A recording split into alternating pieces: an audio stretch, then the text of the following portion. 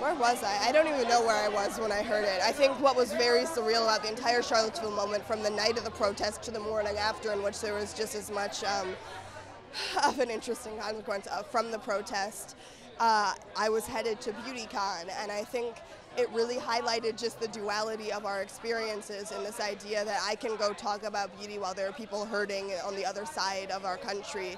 And I think it's really important to then really integrate these messages of love and support and peace within these celebrations, because we have the privilege of this progressive bubble here. And it's important to utilize that, because so many times we ignore what's happening within the world, and it is not Charlottesville's problem, it's our problem. It is an exemplification of hate. It shouldn't be. It is, for so many people, I think we're processing just how unexpected something like that was. But it was interesting because I was listening to the vice mayor of Charlottesville speaking on NPR, and he's saying it's not unexpected. Charlottesville is an area that closed down their schools rather than integrating them. And for so many times we've liked to ignore the hate, to say, well, look, we've made progress over here. And rather than just ignoring this hate, we are now forced to face it, and we're forced to deal with the repercussions of it, and forced to really make sure that there are real consequences, because so many people were able to go to the rally and then go home to their families, where Black Lives Matter protests have been criminalized from the get-go, even though they're nonviolent. So yeah. This huge world, is that like real, is there anything unfortunate that? No, just vision. Gigi, what brings you here today?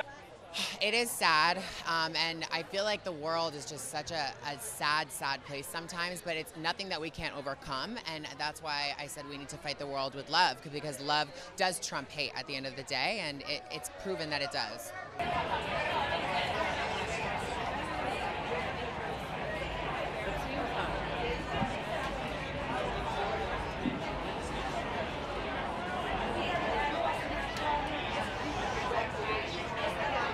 Obviously, it's not something you want to hear about. It's kind of, it ruins your day. It's, you know, believe in unity, so it's an upsetting thing to see.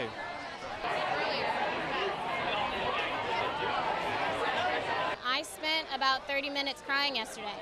I spent a lot of time reading about it, and it's difficult because we're here and, you know, I'm supposed to be celebrating, you know, all the wonderful nominations that we got and all the fans that we have, but I feel like, you know, I would be remiss to ignore that, and it's heartbreaking, and unfortunately it's not new, and this is what happens when you ignore the past and you keep repeating and making the same mistakes. It's just going to come back and bite you, and it's biting us really hard.